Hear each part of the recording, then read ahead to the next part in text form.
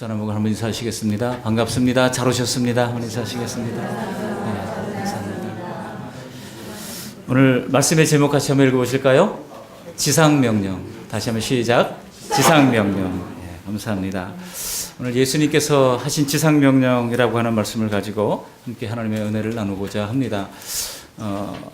과거에 국가대표 축구선수, 골키퍼를 했던 어떤 한 선수가 이런 유명한 얘기를 했더라고요. 인생이란 어디서 날아올지 모르는 공을 막는 골키퍼와 같다. 항상 최선을 희망하면서 최악을 대비하는 것이다. 그런 얘기를 했어요. 여러분, 어떤 분야든지 한 경지에 이르면은요, 거의 철학자랑 비슷하게 되는 것 같습니다. 얼마나 공감이 되는지 모릅니다. 우리 인생은 정말 최선을 희망하지만은 항상 최악을 대비하는 그런 삶을 살아가는 것 아니겠습니까? 그런가 하면은 집안에 적어도 집안에 의사 한 명, 또 경찰 한 명, 변호사 한 명은 있어야 된다. 그런 말도 있습니다. 왜 그런 말이 나왔는가 생각해 보면은 이 삶의 어려운 것들을 경험한 사람들의 입에서 나온 말 아니겠습니까? 그렇지만은 우리가 세상 방법대로 뭔가 해결할 수 있는 일이라고 그러면 아직 최악의 순간은 아닌 것입니다. 왜냐하면 모든 사람에게 최악의 순간이 있다면 그것은 바로 죽음의 문제라고 할 수 있습니다. 그런데 이 죽음을 대비할 수 있는 것이 무엇일까? 여러분, 변호사가 죽음을 해결해 줄 수 있습니까? 의사가 죽음을 해결해 줄 수 있습니까? 또 어떤 경찰이 우리의 죽음을 해결해 줄 수 있습니까? 아닙니다. 이 죽음의 문제를 해결해 줄 수 있는 것은 오직 믿음밖에 없다고 하는 것입니다. 우리 성도들의 삶은 이미 영광스러운 저 천국을 향하여 나아가는 이 믿음의 과정 가운데 있기에 죽음조차도 그 과정 중에 하나로 우리가 인식할 수가 있는 것입니다. 그래서 자연스러운 이 과정으로 받아들이고 우리가 죽음에 대한 공포와 두려움을 이길 수 있게 되는 것입니다. 인간의 최악의 난제인 이 죽음의 문제도 우리가 믿음으로 극복할 수 있다고 하는 사실을 신뢰하시면서 우리 주님께서 이 천국 열차에 탑승할 사람들을 하나님께서 각 나라와 족속과 백성과 방언으로부터 부르시는 겁니다. 그래서 모든 민족, 모든 열방 가운데 택하신 백성들을 하나님께서 두시고 그들을 전도에 미련한 방법으로 구원하시기를 기뻐하신다는 것입니다. 우리가 이런 큰 그림을 가지시고 오늘 말씀을 들으시기를 바랍니다. 오늘 본문에 보시면 예수님께서 승천하시기 전에 마지막으로 제자들에게 주시는 매우 중요한 지상명령의 말씀입니다. 그래서 이것을 마지막 예수님의 유언이며 명령이기 때문에 대위임령이라고 부르기도 합니다. 그 뜻은, 내용은 무엇입니까? 바로 모든 민족에게 복음을 전해서 그들을 예수님의 제자로 삼으라고 하는 것입니다. 오늘 이 대위임령이라고 하는 말씀을 통해서 두 가지의 대주로 은혜를 나누겠습니다. 우리 대위임령을 우리가 순종하기를 원하면 적어도 두 가지를 해야 된다는 겁니다. 첫 번째는 예수님이 누구신지를 바로 알아야 된다는 것입니다. 그리고 두 번째로는 예수님의 제자가 되어야 한다는 것입니다. 이 두 가지 대지를 가지고 함께 말씀을 나누면서 은혜를 나누기를 원합니다. 먼저 여기 16절, 17절을 한번 읽어보실까요? 16절, 17절 같이 읽어보십니다. 11 제자가 갈릴리에 가서 예수께서 지시하신 산에 이르러 예수를 배웠고 경배하나 아직도 의심하는 사람들이 있더라.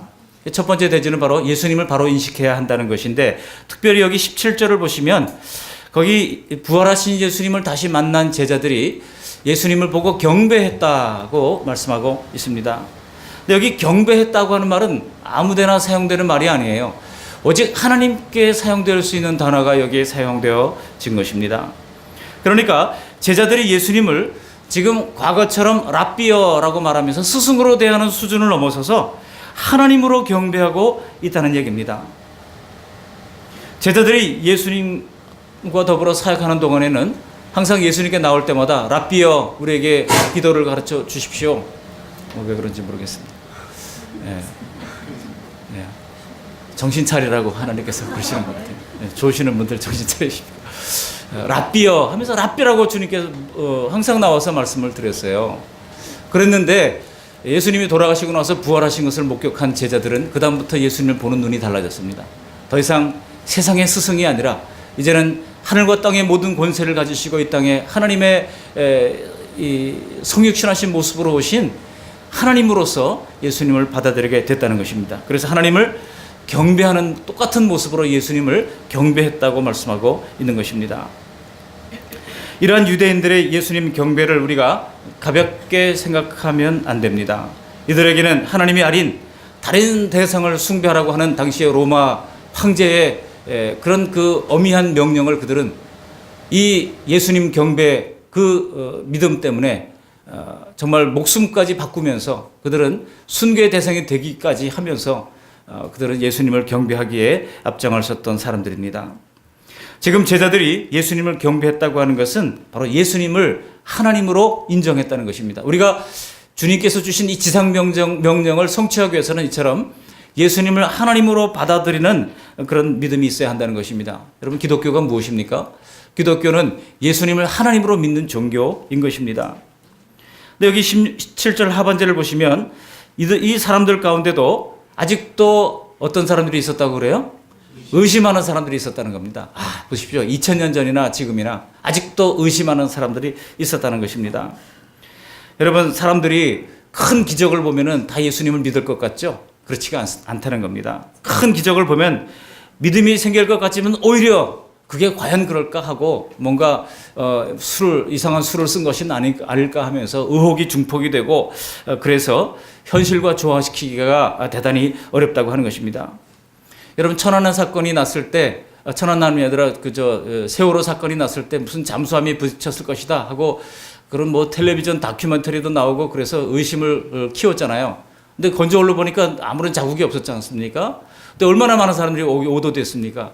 우리가 언제든지 믿지를 못해요. 그래서 뭐 여러 가지 증거를 가지고 얘기합니다만 결과적으로 밝혀질 때 보면은 전혀 다른 결과가 나오는 경우들이 얼마나 많은지 모릅니다.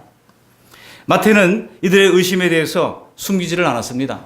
그들이 의심을 했다더라 하고 자연스럽게 기록하고 있어요. 왜 이렇게 기록했겠습니까? 이것은요, 지금 성령이 오신 이후에 마태가 기록된 시기가 대략 한 AD 68년경으로 이제 생각할 수가 있습니다. 그러니까 신약 성경 가운데 가장 먼저 기록된 기록이 아니에요. 가장 먼저 기록된 것은 복음서에는 마가복음으로 보통 학자들이 추정을 하고 있고 또 성경 전체 신약 성경 전체 중에서는 데살로니가 전서가 가장 먼저 기록될 것으로 생각을 합니다. 대략 AD 43년경에 기록됐을 것으로 봅니다. 그러니 이미 성령이 오신 이후에 기록했기 때문에 마태가 그것을 숨길 필요도 없고 당시에 의심했던 사람들이 있었다고 하는 것을 아주 자연스럽게 기록을 남긴 것입니다. 달리 말하면 그들이 성령을 받으면 믿을 수 없는 사건들이 믿어지게 된다는 겁니다. 예수님의 부활과 예수님의 영광 받으신 것을 보고 제자들은 자연히 예수님께서 과연 하나님이시구나, 이 땅에 성육신하신 하나님이라고 믿는 그런 믿음을 가지게 됐다는 것입니다. 하나님을 향한 헌신과 현세의 욕망 사이의 갈등은 신자들에게도 평생 동안 계속됩니다.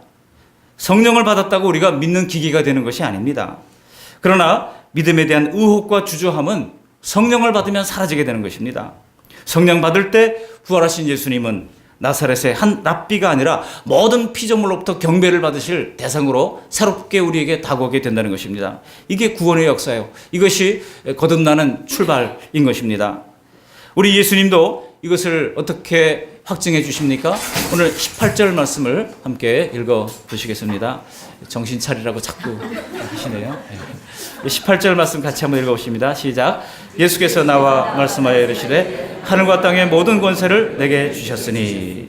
하늘과 땅의 모든 권세를 내게 주셨다고 우리 예수님께서도 직접 예수님의 입으로 증언하고 있는 것입니다. 그러니까 예수님께서 하나님이 가지신 모든 하늘의 권세와 땅의 권세를 예수님이 다 이양 받으셨다고 예수님께서 스스로 선언하시는 것입니다. 이건 우리를 설득하려고 하는 것이 아니에요. 그냥 예수님의 선언인 것입니다. 우리를 설득하려고 애를 쓰는 것이 아니라 이게 하나님의 모든 권세를 내가 받았다라고 딱 예수님께서는 영어로 말하면 proclaim이요 declare입니다. 그냥 듣든지 안 듣든지 믿지 않든지 믿든지 상관하지 아니하고 하나님의 엄중한 진리를 선포하는 것입니다. 예수님이 십자가를 통한 구원의 완성으로 하늘과 땅의 모든 권세를 하나님께로부터 우리 주님께서는 이양을 받으셨습니다.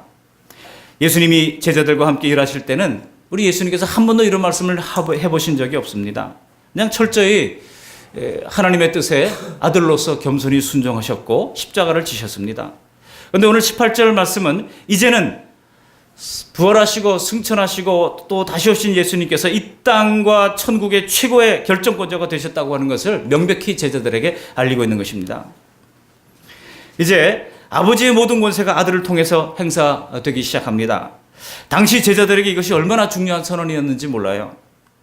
예수님께서 하나님 아버지와 동등한 권세를 가지신 분이라고 하는 것을 우리에게 말씀해 주신 것은 우리가 예수님이야말로 하나님과 마찬가지로 절대 순종할 수 있는 정확한 근거를 제시해 주신 것이라 할 수 있는 것입니다.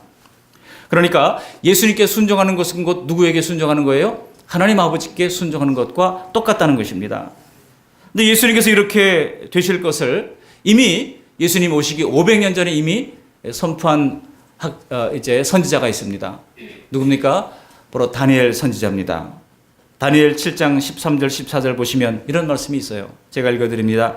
내가 또 밤 환상 중에 보니 인자 같은 이, 여기 인자 같은 이는 장차 오실 메시아를 가리키는 구약의 용어입니다. 인자 같은 이가 하늘 구름을 타고 와서 옛적부터 항상 계신 이에게 나아가 그 앞으로 인도되매 그에게 권세와 영광과 나라를 주고 옛적부터 항상 계신 이 하나님입니다.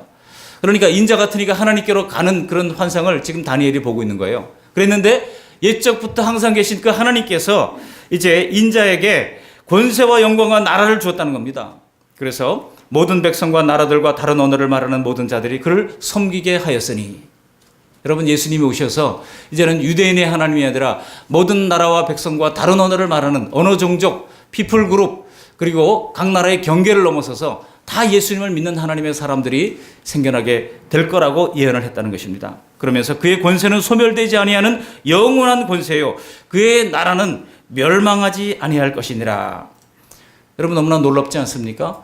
예수님 오기 700년 전에 이사야 선지자가 예언했고 예수님 오시기 500년 전에 다니엘 선지자를 통하여 벌써 예언을 해주셨다고 하는 것입니다. 바로 우리 예수님께서 이런 권세와 영광을 받으신 예수님이라고 하는 것을 우리가 믿음으로 받아들이는 것이 주님의 지상명령을 성취하여 우리가 해야 할 첫 번째 단계라고 하는 것입니다. 우리 예수님은 하나님이십니다. 이것을 믿는 것이 바로 기독교인이라고 하는 것입니다. 이 단계를 넘지 못하면 아무리 교회 문턱을 넘는다 할지라도 우리는 진실한 신자가 될 수 없는 것입니다. 두 번째로 우리가 지상명령을 이루기 위해서는 주님의 명령, 즉 제자가 되라는 것입니다. 한번 따라 하시겠습니다. 제자가 되라. 오늘 여기 18절부터 19절부터 20절까지 이 말씀은요, 원어를 보면은 아주 중심 동사가 딱 하나예요.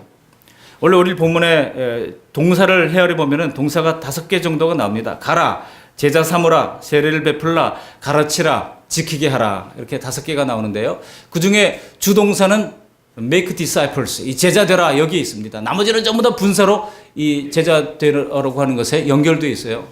그러니까 달리 말하면 제자 되기 위해서 가야 되고, 제자 되기 위하여 세례를 베풀어야 되고, 제자 삼기 위하여 또 가르쳐야 되고, 또 제자 삼기 위하여 지키게 해야 한다고 하는 뜻이라고 이해할 수 있습니다. 근데 그러려면 우리가 제자를 삼기 위해서는 어떻게 되겠습니까? 내가 먼저 제자가 되어야 되겠죠. 제자가 되고 또 제자를 삼아야 되겠죠. 그러려면 먼저 가야 한다고 말씀하고 있습니다. 어디로 가야 됩니까? 복음이 없는 영혼, 예수님을 하나님으로 받아들이지 못하는 영혼에게 우리가 가야 한다고 말씀하고 있는 것입니다. 지금 예수님께서 하나님의 백성들을 각 나라와 족속과 백성과 방언 가운데서 불러 모아서 그의 영원한 나라를 세우실 텐데 너희가 가서 데려오라는 거예요. 천사들을 보내서 데려오라고 하지 않고 바로 우리를 보내서 하나님께서 그 일을 하기를 원하신다고 말씀하고 있는 것입니다. 왜 모든 권세를 가지고 있는 예수님께서 기적으로 한 방에 끝내지 않고 우리를 보내서 그 일을 하게 하시는 걸까요? 이것은요, 우리 주님께서 강제로 사람들을 끌어모으기를 원치 않으십니다. 각 사람의 그 마음문을 열고 그들의 동의를 통하여 즐거운 헌신을 받으시겠다고 하는 것입니다. 이것은 바로 우리의 인격을 존중해 주시는 하나님 아버지의 모습을 소개하고 있는 것입니다. 만약 하나님이 강제로 끌어온다 그러면 여러분 그건 포로죠. 그건 식민지 백성이죠. 자유민이 아니지 않습니까? 그건 로버트죠. 그것은 자발적으로 하나님 앞에 나오는 것이 아니지 않습니까? 우리 주님께서는 한 사람 한 사람 예수님께 나오기를 원하시는 것입니다. 그래서 그들을 찾아가서 그들에게 설득해서 하나님 말씀을 이제 소개하고 반응하도록 하여 그들을 주님 앞으로 이끌라고 하는 것입니다. 그것을 가리켜서 사도 바울은 고린도전서 1장 21절에 보시면 하나님께서 전도에 미련한 것으로 구원하시기를 기뻐하셨다라고 말씀하고 있습니다.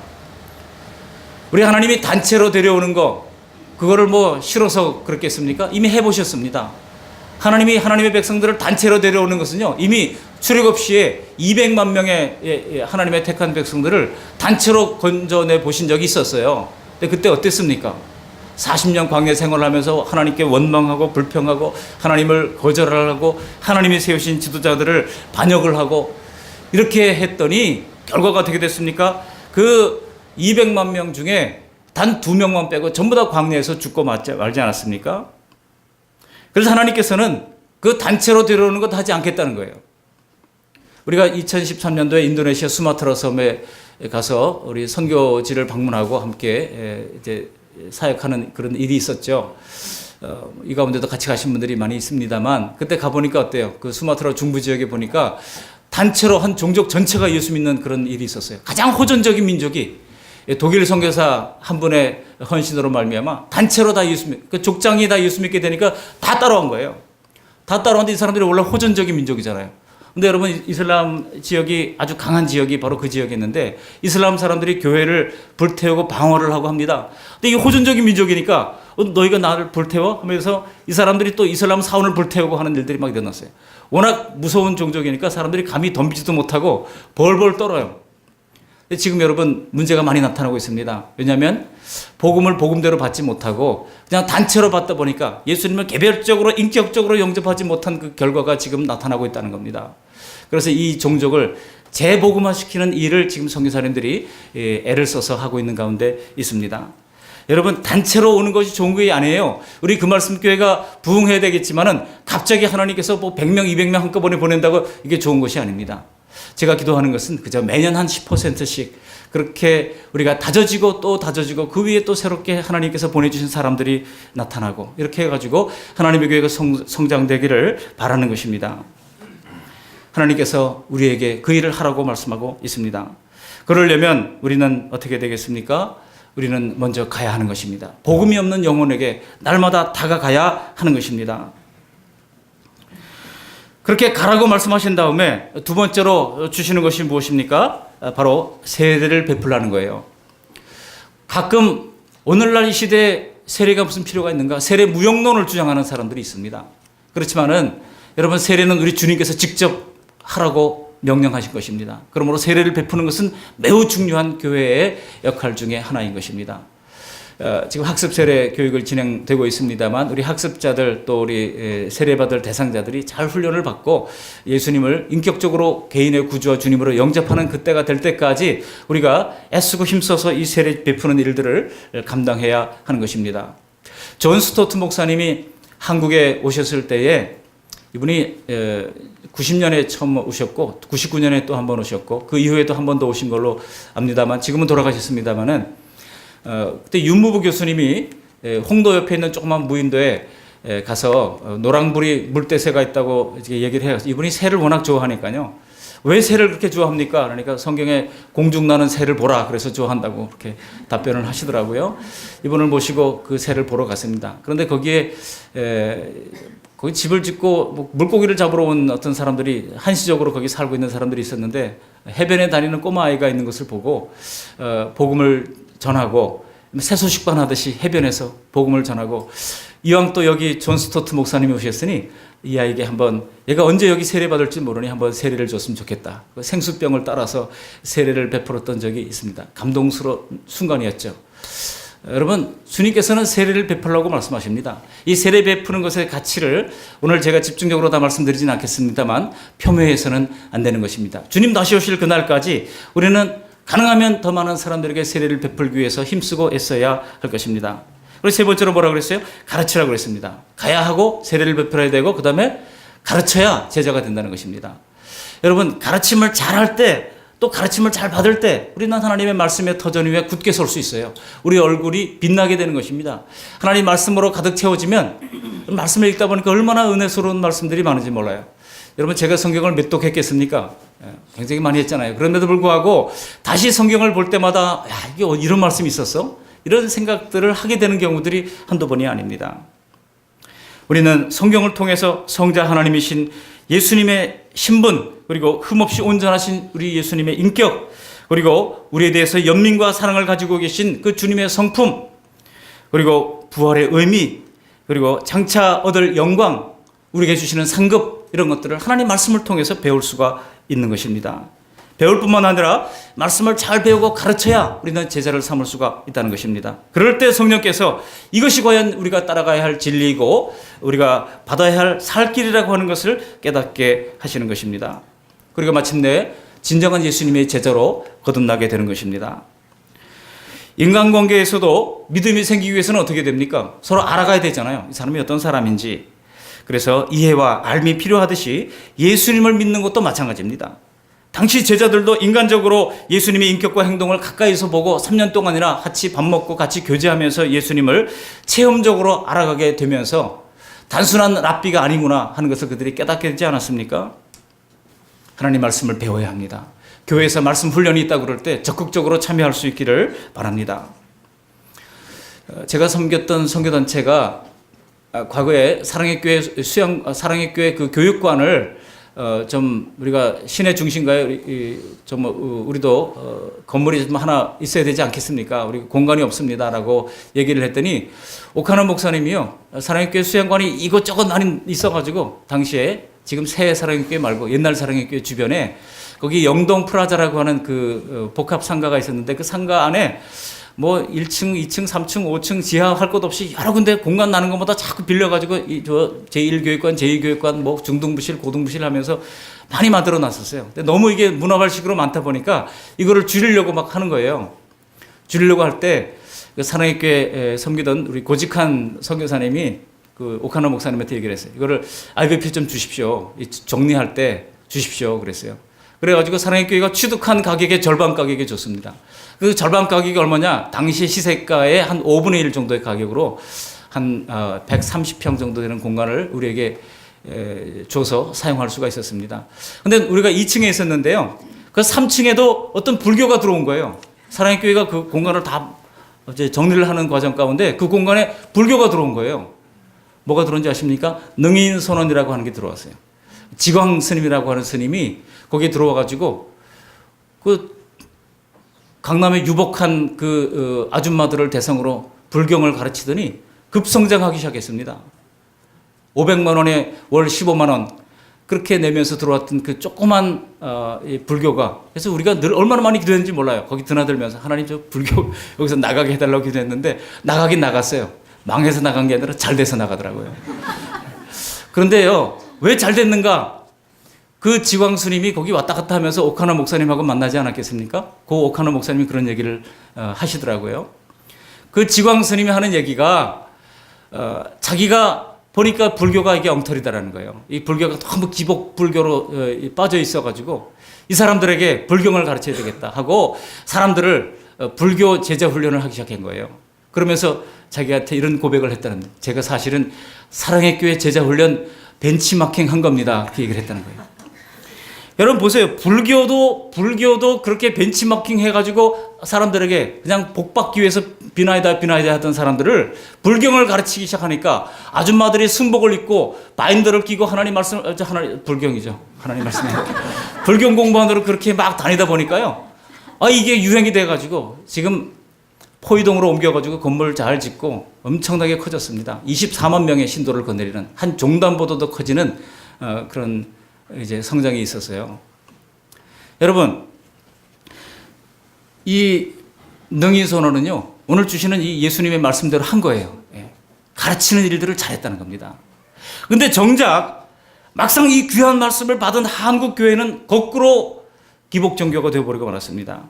그리고 십자가 앞에서 손만 비비면서 복을 구하고 주님의 제자가 되는 일, 훈련받는 일, 말씀의 가르침을 받는 일에는 우리가 도외시하고 있는 이런 상태가 되어버리고 말았습니다. 그러다가 결국 급기야는 이단에게까지 수치를 당하는 그러한 상태까지 전락해버린 것은 아닌지 우리가 돌아볼 필요가 있는 것입니다. 말씀을 배우고 하나님을 깨달으면 얼굴에서 빛이 납니다. 왜냐하면 말씀이 우리를 고상하고 거룩하게 빚어가기 때문인 것입니다. 그렇지만은 자연인을 복음으로 초대해서 그들을 주님의 제자로 만들기까지 얼마나 어려운 과정인지 저는 개척 목회를 하면서 정말 절감을 하게 됩니다. 자기가 살아온 세계관과 갈등하면서 진리를 받아들이기까지는 수년간 열병을 앓는 겁니다. 물론 그 과정에서 끊임없이 성령께서 우리를 깨닫게 하시고 감동하셔서 이 과정을 해내도록 붙들어 주십니다. 성령께서 그 일을 해주시지 않으셨다면 아마 오늘 우리가 여기 앉아있을 사람 한 사람도 없을 것입니다.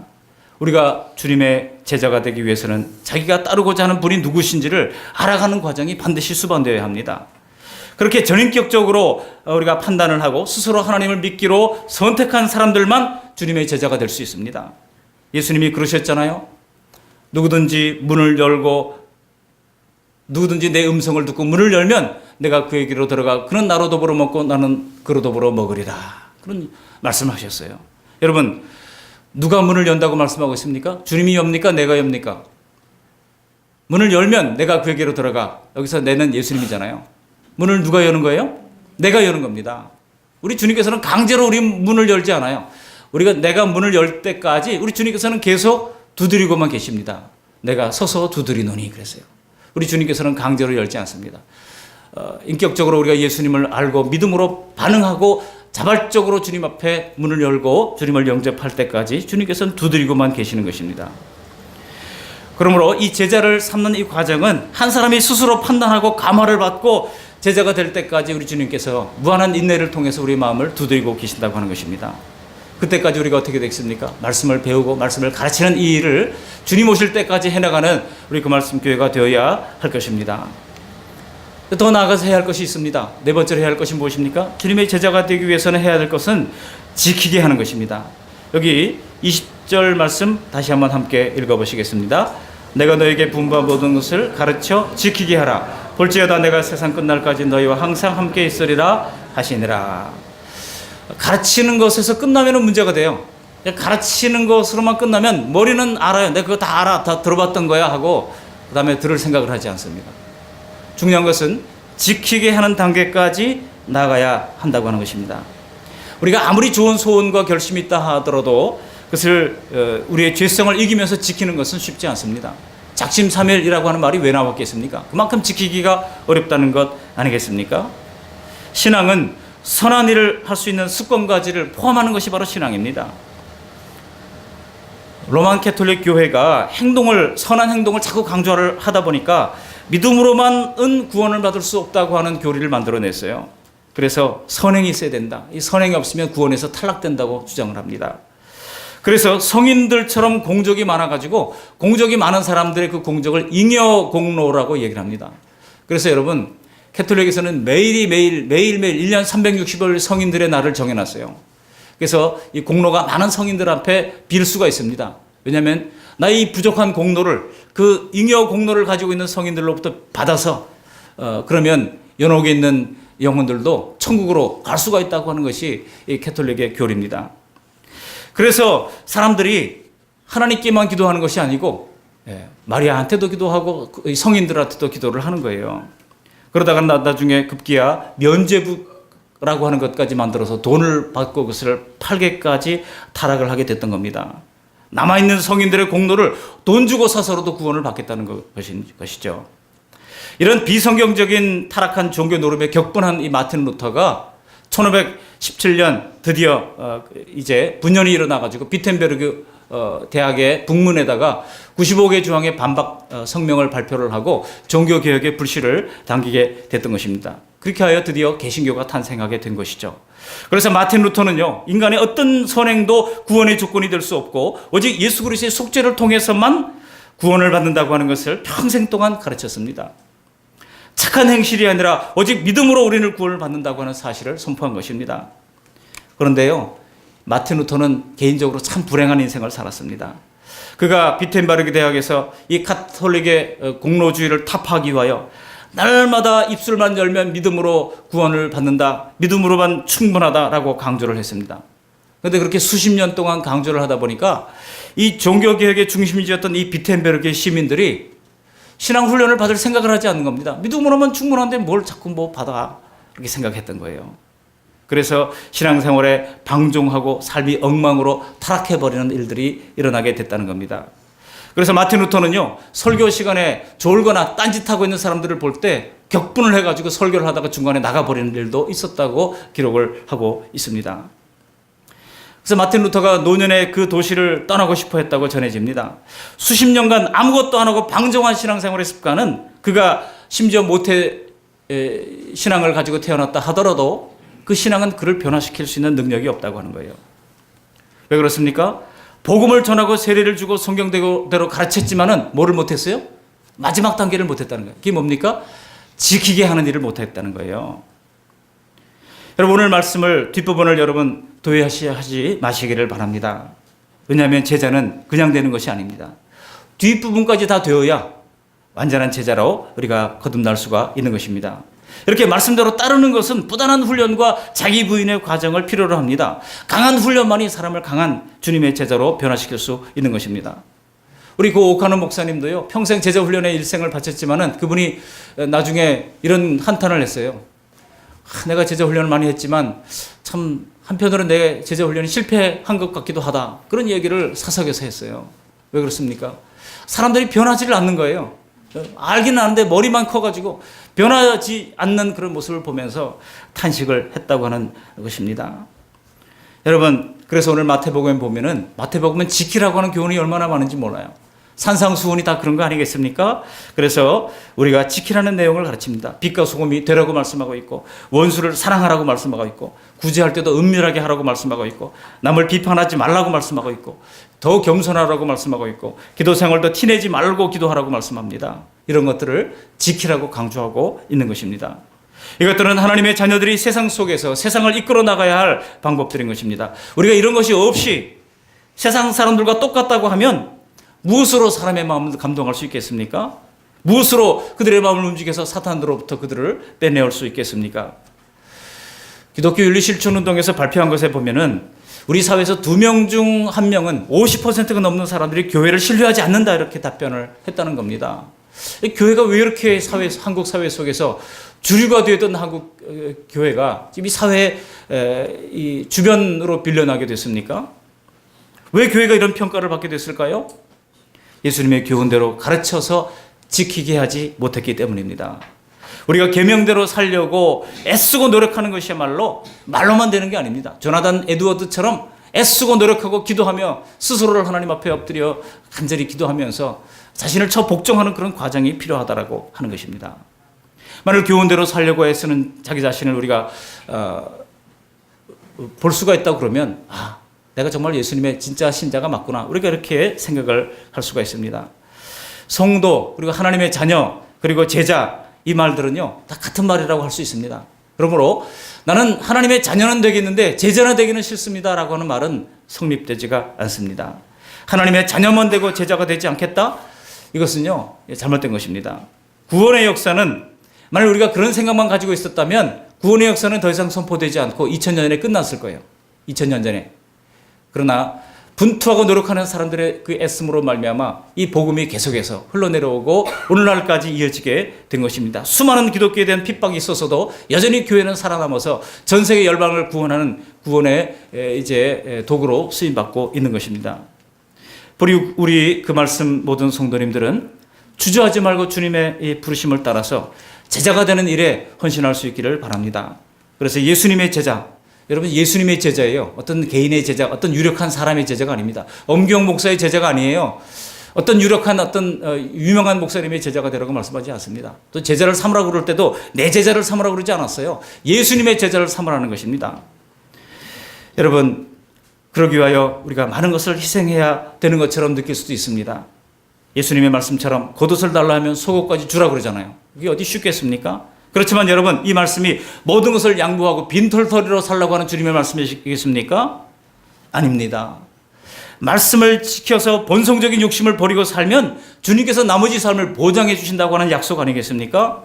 우는 자들과 함께 울라라고 하는 말씀이 무엇입니까? 남의 근심과 고통을 내 일처럼 생각하면 하나님이 우리의 근심을 다 져주신다고 하는 그런 약속 아니겠습니까?